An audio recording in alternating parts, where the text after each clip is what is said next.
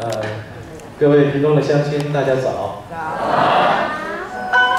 我们今天如果有第一次来的乡亲朋友，你可能会觉得很奇怪，怎么没有介绍的那个主讲人自己短明星就走上来了？这是我们的惯性因为我们在屏东所办的健康讲座，这10-20年来已经变成一种习惯。我想在地的屏东的乡亲大概也很习惯，我就自己上来介绍自己，然后就介绍今天的讲题。因为已经生于我们在这边生活，也对这里的关注也逐渐日益的增加那就像我们在这里先做一个非广告，当一个中医师最重要的是面对患者，第一个任务面对患者，把他的身体照顾好，把他的疾病疼痛减轻。但是接下去一个更重要的任务，叫做所谓的预防医学。中医里面最理想的医术是，你疾病还没形成，我们就帮他消除了。就像一台车子快要撞到墙壁了，我们先让它偏的，那不会去撞到，减轻这种伤害，这个叫做预防医学。这是中医最强的地方，也就是我们俗话所说的调养体质调养体质。那长期的在我们屏东观察耕耘这么热的一个环境今天外面热不热？还早上而已，要去吃个早餐，都觉得说我是不是应该要回家比较好？太热了，那个真的是太热了连我这种皮肤很黑、有保护色的，都还是很怕外面的太阳很怕外面的太阳。那我们屏东人生活在这种比较热的环境，应该说台湾的南部都生活在这种比较热的环境，自然而然会形成一种相对应的体质，而这样的体质在整个生活的过程当中，身体自然会有一些偏差。比较热喜欢吃凉的，比较热喜欢吃退火的，身体自然会造成一些偏差。那再加上现代生活的节奏跟步调，会有所谓现代的文明病的出现。那其中有一项就是威胁我们国人最大的，叫做癌症。那癌症剥夺我们民众的生命，它永远都是第一位。这几十年来，它一直在第一位。那今天所讲的这个主题，更是在最近8年来不断的攀升，一直在从不是第一名变成了第一名。那基于这样的一个观察，我们觉得民众如果能够从平常的生活就能够去注意到一些生活上的改变以及健康的注意事项，那其实可以让癌症发生在身上的机会比较低。那也因为这样的一个对一个中医的热爱，跟对我们这一块土地的一个关心打个广告。民医中医将要成立，在最近这几个月内要成立一个叫做民医生活学院、健康生活学院。这是一个类似私塾的地方。那我在那个中山路跟成功路，就是那个孙立人行馆对面，要成立一个中药房跟健康生活学院，变成一个定点、定期做小型健康推广讲座的地方。连泰国人怕不怕？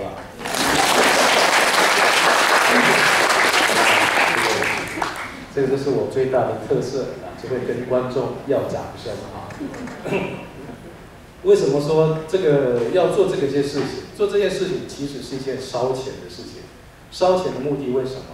为的是希望我们对健康的认识，尤其是从中医的角度，能够真正的在生活上慢慢的跟民众的生活结合。而不是2个月、1个月的一场演讲，我们就可以把所有的概念跟各位说的。有人常常问我说：“杨医师，你看诊已经很忙了，那你为什么还要出来演讲？”各位可不可以想象说，我在诊间里面同样的话一天要讲多少遍？很多遍。一些我稍微爱注意，别再讲边，有些讲轻的，有些讲稍微不要讲，是不是要讲很多次？面对癌症患者，更是无穷尽的重复。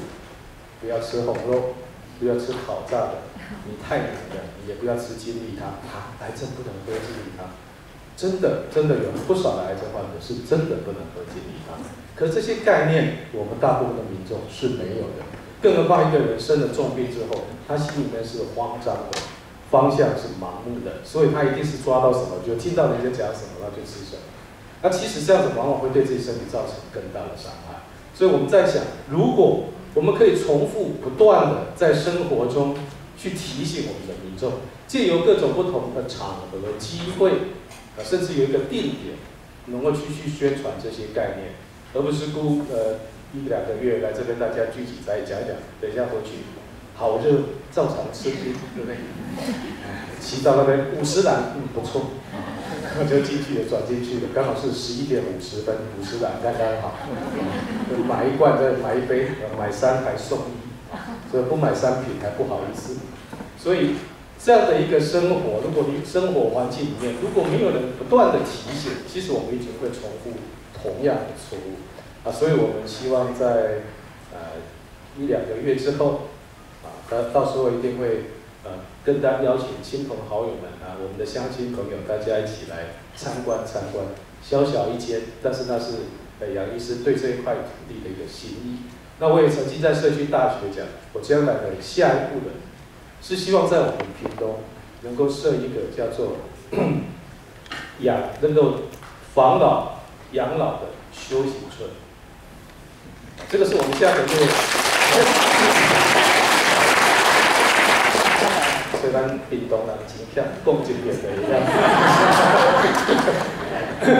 那个，我们下一步是希望在屏东设一个休闲村，就是呼应着下个月7月3号，在同样的时间、同样的地点，我们在这里会做一个健康长照的主题。那长照是全世界共同的重点，因为我们的生活族群里面，民众的年纪比较大会越来越多，而且尤其是我们台湾是一个超老龄化的社会。讲到这个时间对我们的压迫感是很大的，对不对？今天看到这么多乡亲朋友拨空来听，当然很高兴。那其中有另外一个让我小高兴的是，我30多年前的同学，30年，差不多20、30年无看到了，看到了，我心内有一个感想，看到伊的面，我想讲，我可能有那是变较大颗的款。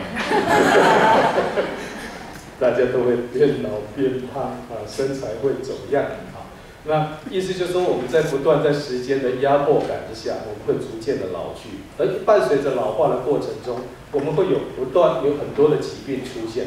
各位一定不敢想象，你在20、30年后，你还希望你的孩子推着轮椅带着你到处去散步吗？机会不太大，对不对？如果有外劳已经不错了。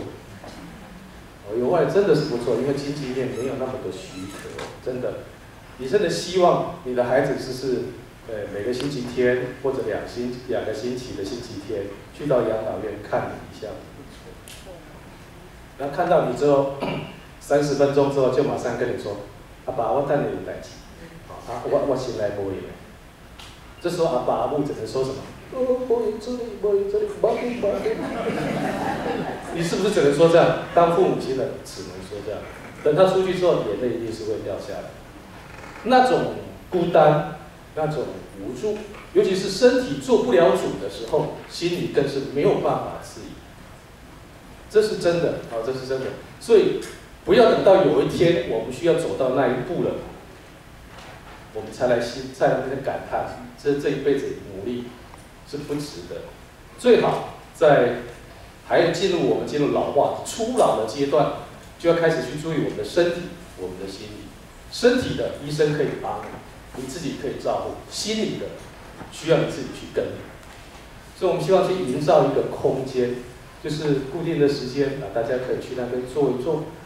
有不同的宗教信仰的人可以去那边住一住，修行村嘛，那闭关这样子。那如果真的美梦成真，它就变成是一个类似养老村可以常住的地方，取代政府的长照。都里亚那里好的教导赶扣，不如赶你教过赶你。而且如果在那一村里面，都是大家对身心的平衡有共同的概念的，大家是可以互相激励的，那是变成一个生活智慧一个结集点。这时候你的孩子就不是初1、15来看你不是不得不的那种感觉，而是他有所求于你。为什么？家有一老，如有一宝。你之所以可以成为宝，是你读清楚，身体会做主。你若是头壳袂清楚，身体袂做主，无嫌你麻烦就袂歹。哦，这是真的。所以你如果要让人家你的子女对你将来是很敬重的，是很看重的，你又不是他们生活上的一个负担，自己要照顾好。从现在做起。那当然，当一个医生，尤其是中医，中医很强调身心灵的整体的平衡。所以那是我的一个梦，希望能够在屏东设计这样子。它在进行中，它已经在进行中了。好，当然，如果上天可以帮忙我，那希望10年后它能够成立。好，10年后它可以成立。好，当然这个都是叫做我的梦啊，我的梦，我的未来绝对不是梦啊，我希望它可以成立啊。那回归正题，我们今年的主要的演讲聚焦在癌症这件事情。那谈癌症是一个心里面很沉重的负担啊。为什么要谈癌症？因为它死亡率占我们国人的第1位。为什么要谈癌症？一旦我们面对癌症之后，我们是一个人得癌症，全家都进入无名无限的一个负担，而且是一个没有休止的烦恼的深渊。所以我们希望能够就中医的角度，在现代医学强烈的治疗之下，我们能不能帮癌症患者找到另外一条出路？那也因为因缘际会的关系，虽然我们只是一个中医诊所，有不少民众罹患癌症之后愿意来找我们看。我们除了是协助西医的治疗之外，也希望能够在渐渐的变成主导的角色，带领着我们的癌症患者走出这整个癌症的忧虑的深渊啊。所以我们从这样的一个经验跟这样的一个认知，所以我们安排这样的一个系列的演讲。那今年就算是这20-20年来跟癌症患者共同奋斗一个经验的总结。我们今年只挑了四个癌症，就是上次的肺癌，这次大肠癌，下次的肝癌，以及最后一次的女性癌症，就是把这些我们比较常见的排名在前面的，跟我们的乡亲朋友分享。如果来年可以，我们或许也会再慢慢的把其他的癌症介绍到。那所有的癌症都有一些共通的原因，那这个要去预防它、防治它，有一个基本的方式啊，就好像是我们在练功夫一样，有基本的招式，要扎马步，要有正拳啊，要有横劈，这些基本的功夫一定要先做好。做好之后，再根据不同的病变位置给予不同的照顾。那我们基于这样一个基本的认知，我们来开始今天大肠癌的介绍。台湾罹患大肠癌率现在是全世界第一，就是发生率。那大家会觉得很奇怪，我们真的就是台湾真的就是什么都第一吗？肝病也是世界第一，连大肠癌都要世界第一吗？各位不要误会了，不要误会这件事情。当然这是报纸的报道，那我必须要从另外一个角度来看，台湾的大肠癌的罹患率为什么会高？其实是因为大肠癌的检出率越来越高。各位知道我的意思吗？卫生局在推动4种癌症的检测，像乳癌、口腔癌、大肠癌。我们是不是各位有看过我们诊所有贴一个说大肠癌免费筛检，对吧？那是卫生当局的一个政策，希望我们50岁以上的成年人2年可以去做一次免费的大肠癌的筛检，先从粪便筛检开始。因为有政府强力的在推行这一项政策，所以我们有很多的乡亲朋友、很多民众是在你初期没有自觉症状的时候，你就被筛检出来你有大肠癌。所以因为筛检率比较高，所以相对的你的罹患率是不是就比较高？外国较低，是因为无咧检查。等甲伊死了换了，咱知影讲伊是大肠癌。所以这个不太一样所以也不用那么说台湾怎么会这么倒霉这里什么都是第一既没有第一，这个变第一，这个不是很好的事情。不过要转个角度，是因为我们的卫生当局的政策是对的去做免费的大肠癌筛检那可是这边有一件事情要跟大家看这句话，这也是我们今天的重点。大肠癌的罹患不再限于肉食族，吃素20年，我们待会会讲病例40年照常一样胎里素照常一样，躲不过大肠癌的威胁。大肠癌的威胁，所以到底大肠癌是一个什么样的一个条件之下才产生的？我们待会会细说从头。这只是先让大家了解一下，不是吃素就不会罹患癌症。这几年来我都一直在讲这件事情，因为按照数据统计纯粹以吃素跟吃荤的人来讲，比例来讲，哪一种饮食习惯比较容易罹患癌症？答案是吃素。那有可能，因为吃素的不遐济嘛，吃肉的比较多。来，我问一下，我们在场朋友吃素的请举手。基本上是的，他们在十通的呀，我吃素啦，我咧，他们在十通的呀，这10通的哪对呢？不是讲你就对啦，那对两个就20%啊，对不对？其他这边还有200多个，20个也不到10%啊，是不是？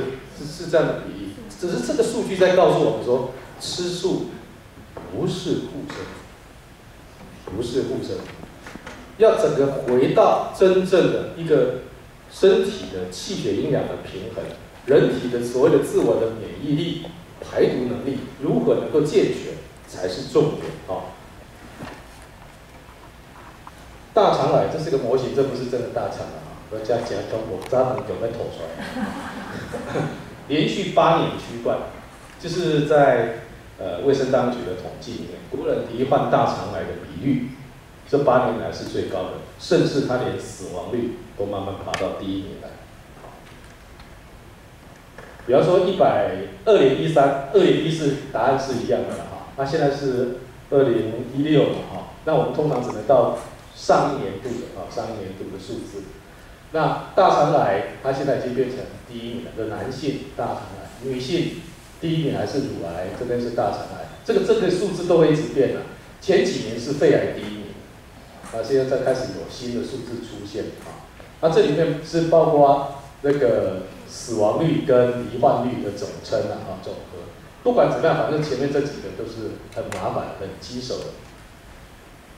那各位来看就是说10大癌症的排名，包括它的发生率，几分钟就会多一个。各位来看今天的重点，大肠癌第1名。现在病人有这么多，台湾的病人有这么多，但他每34分钟，台湾就会多一个大肠癌的患者。所以比头到公开金牌已经根本给起来呀。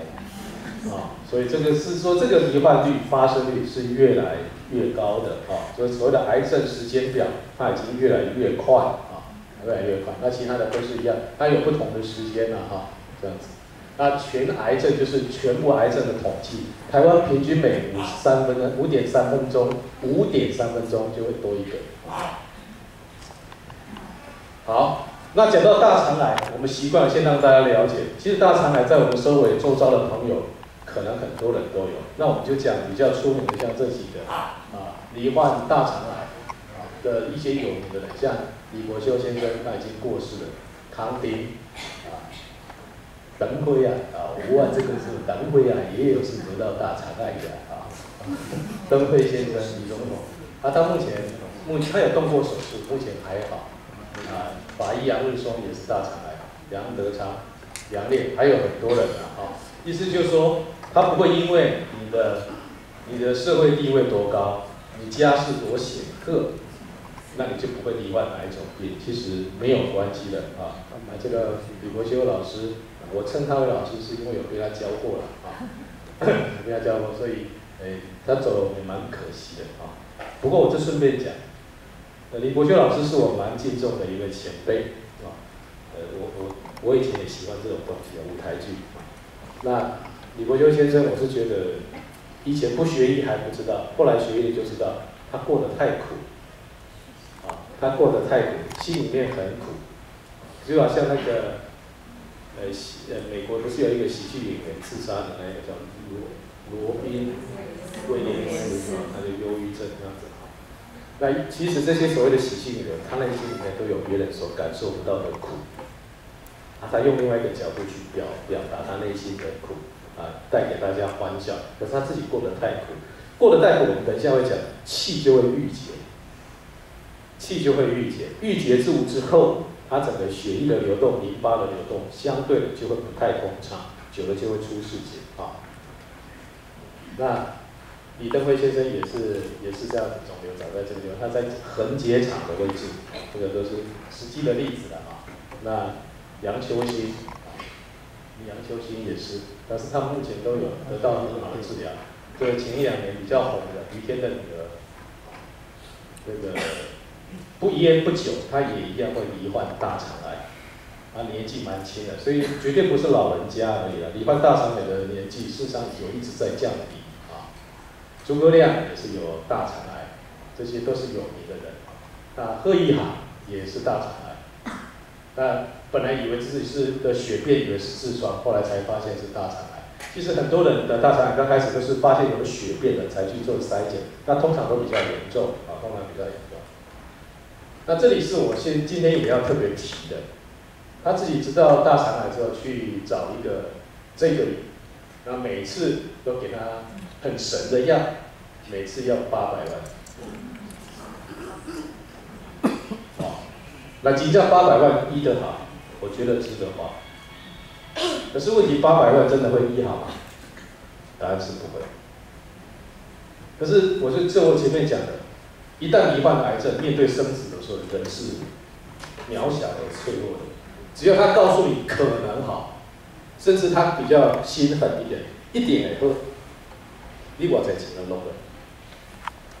哦，所以曾经有患者来跟我讲，我们不要讲北部的，刚刚讲我们南部高屏区的那个癌症患者来说，杨医师，你要住爷爷啊无？我无我结婚，无紧啦，你交住也无紧，看爱护偌济，无紧啦。是不是很多患者都这样讲？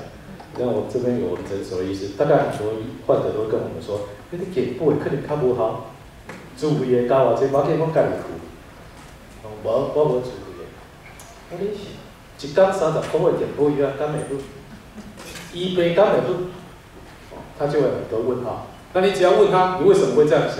啊，比方说这个最近有一个患者是从高雄来的，他在高雄区，我不能讲哪里了。高雄区有一个医师那边看他的癌症，刚开始第1周6工药啊，15000元。你吃加惠对不对？那还好。回去退诊说，无啥改进，腹肚嘛是疼。好，加较强的，较好的，1周36000元。吃了2周，嘛是无好，搁总疼。来，上尾啊一条，买无要试看卖无？好，一贴1日23万。咱杨医生，你这一天30块。跟健保给付的，我拿副挂好贵，这当然有效。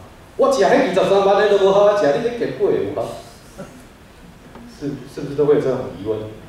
哦，那还有一些同道，中西医同道，他们在贩卖恐惧。什么叫贩卖恐惧？我大胆的这样子说，什么叫贩卖恐惧？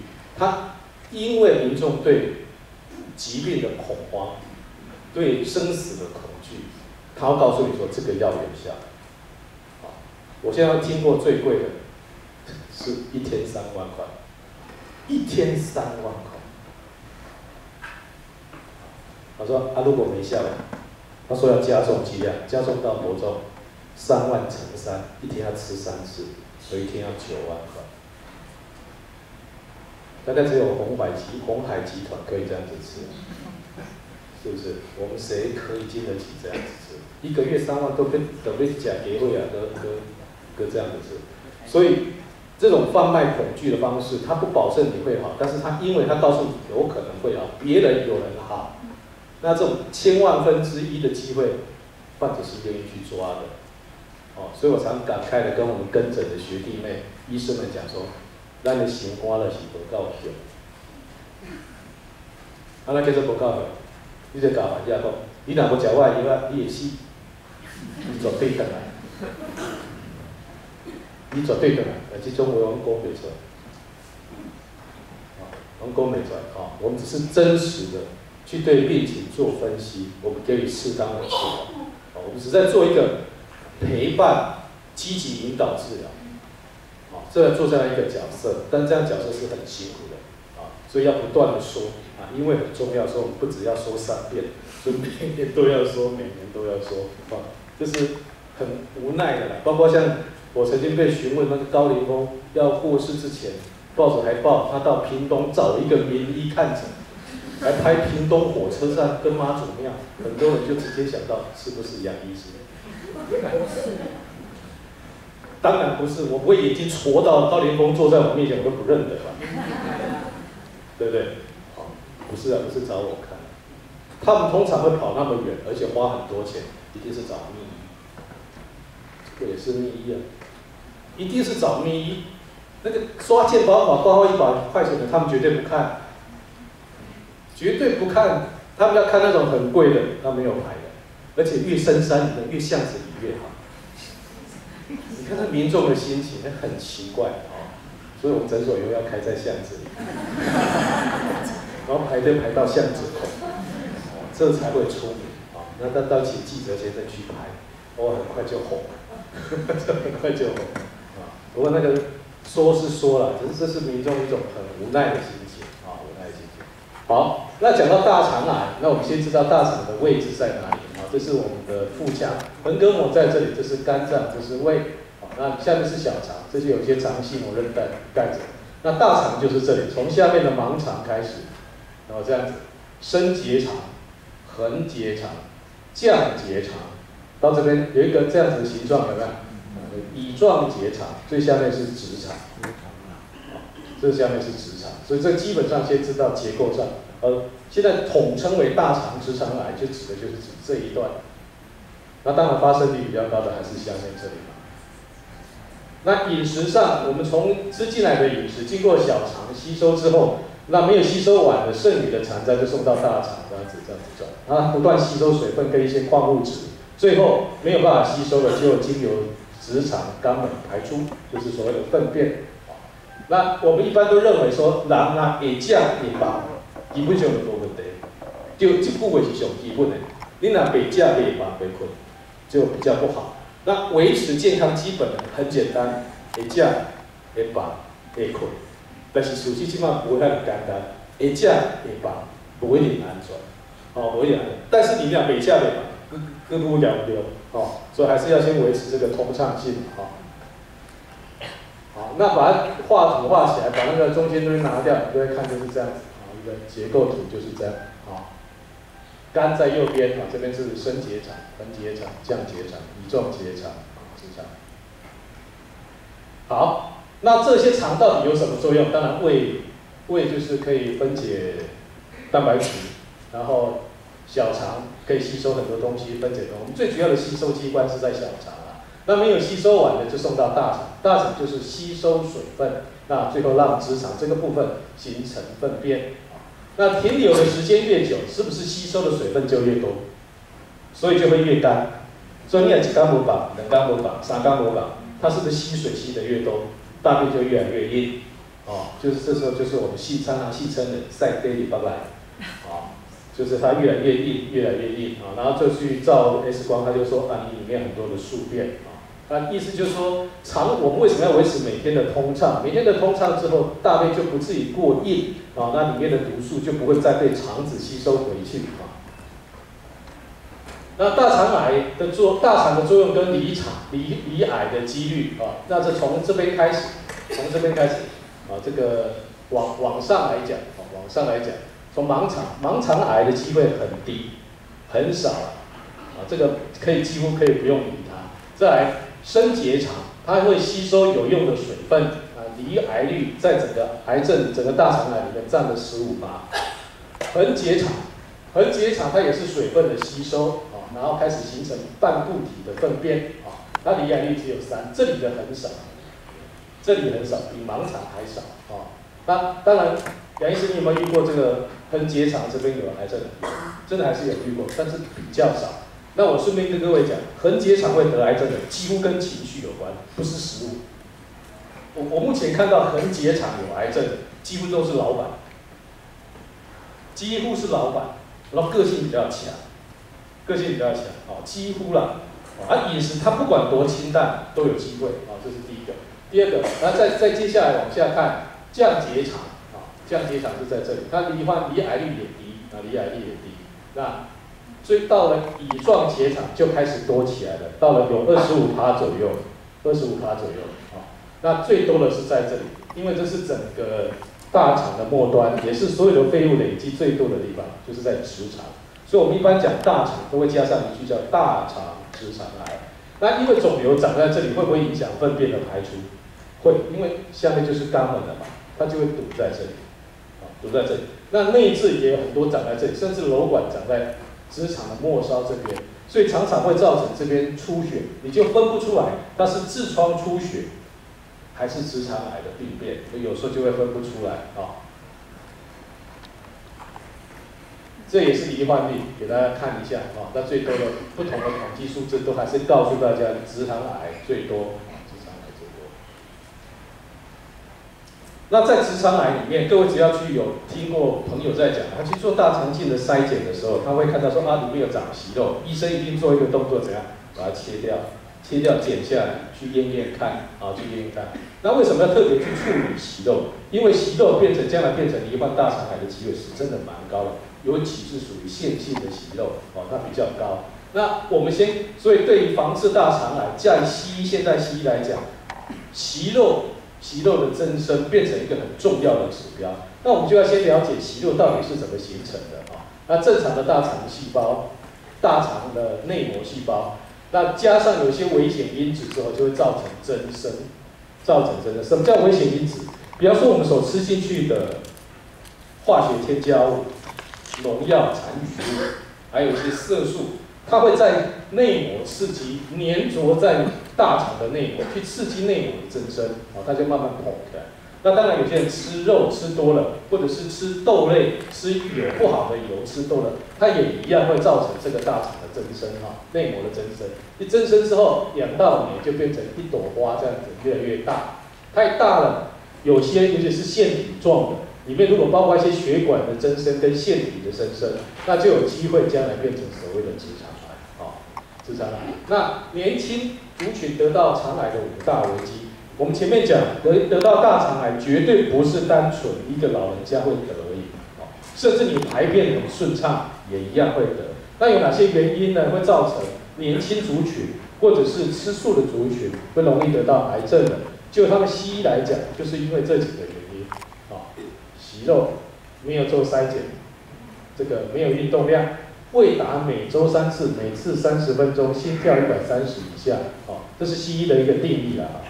那67%的几乎天天外食，这是对现代人来讲是比较难避免然后再来便秘，有28%的人会便秘，大肠癌的患者会便秘，甚至是腹泻，或者是有时候便秘，有时候腹泻，这个都可能那这些都没有办法直接告诉你有没有办法避免危险，这是一个统计的数据。那我们从统计的数据会得到什么样的一个解释？就是你哪点安呢，你来做。所以我们该运动就要运动，对不对？运动重不重要？重要。运动当然是很重要，它是维持你身体健康最基本的。那要做什么样的运动？我们待会会说，其实走路最好。我到现在还是鼓励大家走路。所以刚才开玩笑跟同学讲说，看到同学会想说自己是不是也变胖了？我脸真的是比以前胖很多了。胖很多，跟30年前我足多了快30公斤，1年1公斤这样。这个也要拍手。为什么要这样子呢？因为君子不重则不威。我那是3:8，又像，因为我皮肤又黑又瘦的时候眼睛变得更大就像这个我搭飞机的时候，一直跟人家当做我是太郎。一直在跟我讲英语，我讲我也是要讲台语啦，你这样子让我讲。为什么？因为这个太瘦了，要当中医师又黑黑又瘦瘦，不太像，比较适合当巫医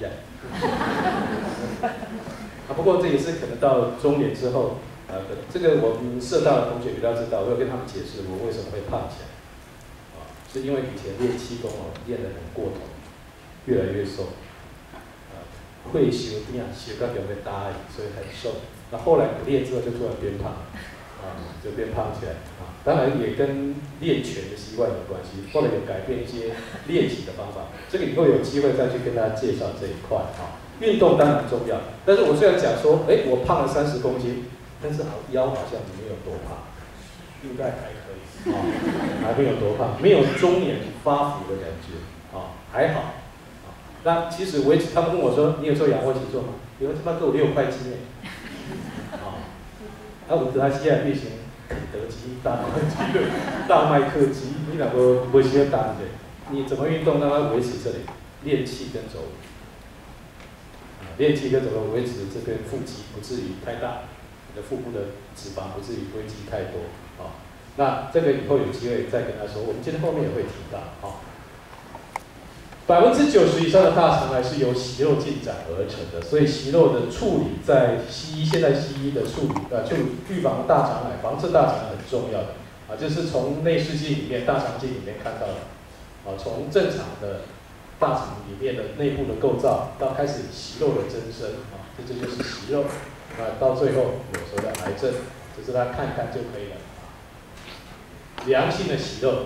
有时候息肉它给你剪下来说，大部分都是良性的啦，只有10%到20%是恶性的。那其实从形状大部分都看得出来，一旦它在只要碰拔那样，血各个旁边跟大肠内膜原来颜色差不了多少，周围很整齐，这个大部分都是良性。但是如果长到这么大，你看这个颜色一不一样？不一样，而且你注意看它上面有很多的血管的增生。癌细胞有一个很大的特征，就是它血管增生。